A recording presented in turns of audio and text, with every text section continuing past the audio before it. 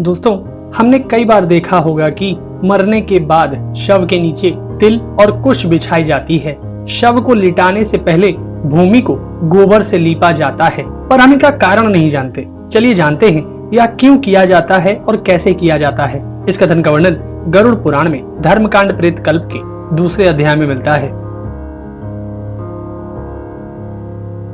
दोस्तों, सबसे पहले गोबर से भूमि को लीपना चाहिए, तदनंतर उसके ऊपर तिल और कुश बिछाना चाहिए। उसके बाद आतुर व्यक्ति को भूमि पर कुशासन के ऊपर सुला देना चाहिए तथा विशुद्ध अग्नि में दाह करना चाहिए। ऐसा करने से वह प्राणी अपने समस्त पापों को जलाकर पाप मुक्त हो जाता है। शव के नीचे बिछाए गए कुश समूह निश्चित ही मृत्युग्रस्त प्राणी को स्वर्ग ले जाते हैं। इसीलिए श्रद्धा पूर्वक तिल, कुश, पंचरत्न, लवण आदि का यथा विधान विनियोग आवश्यक है। जहाँ पृथ्वी पर मल मूत्र आदि का लेप यानी संबंध नहीं है, वहाँ वह सदा पवित्र है, और जहाँ संबंध है वहाँ मल मूत्र आदि का अपसारण करके गौमय से लेप करने पर वह शुद्ध होती है।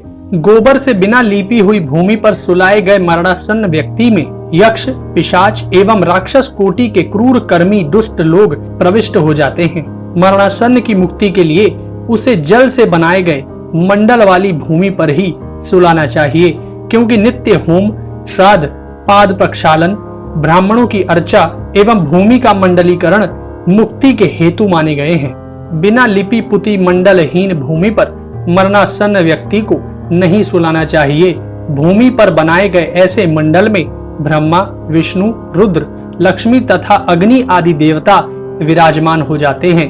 अतः मंडल का निर्माण अवश्य करना चाहिए।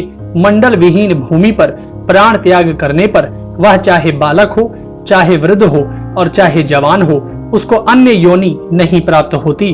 उसकी जीवात्मा वायु के साथ भटकती रहती है। उस प्रकार की वायु भूत जीवात्मा के लिए ना तो श्राद्ध का विधान है और ना तो जल तर्पण की क्रिया ही बताई गई है।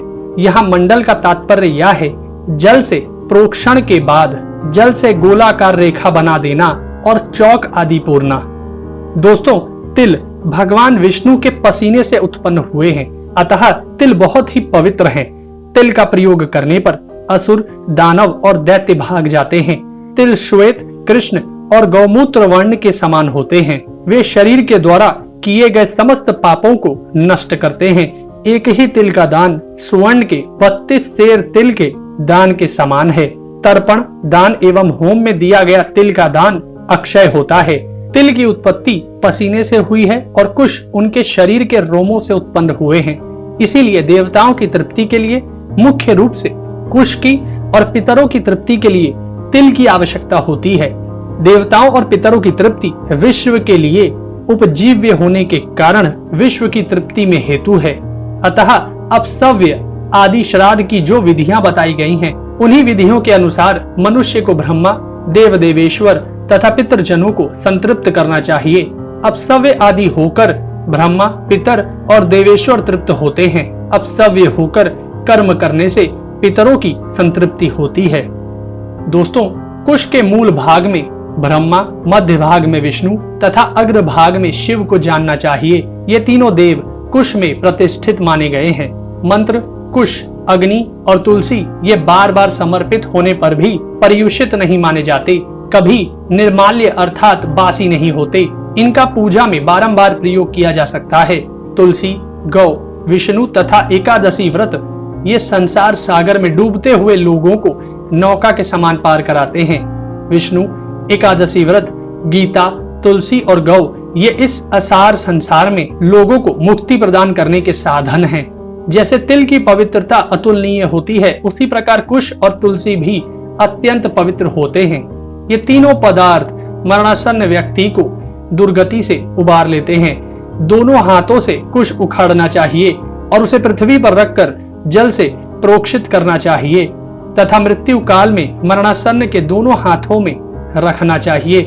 जिसके हाथों में कुशाएं हैं और जो कुश से परिवेष्टित कर दिया जाता है, वह मंत्रहीन होने पर भी विष्णु लोक को प्राप्त करता है। शव के नीचे पृथ्वी पर तिल के सहित कुश बिछाने से शव की आधारभूत भूमि उस ऋतुमती नारी के समान हो जाती है जो प्रसव की योग्यता रखती है।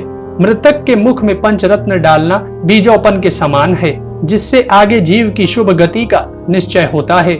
जैसे पुष्प ऋतु काल में स्त्रियों का रजो दर्शन न होने पर गर्भ धारण संभव नहीं है, वैसे ही शव भूमि भी तिल कुश आदि के बिना जीव की शुभ योनि में कारण नहीं बन पाती। दोस्तों, लवण रस भगवान विष्णु के शरीर से उत्पन्न हुआ है। लवण और उसका रस दिव्य उत्तम लोक का प्रापक है।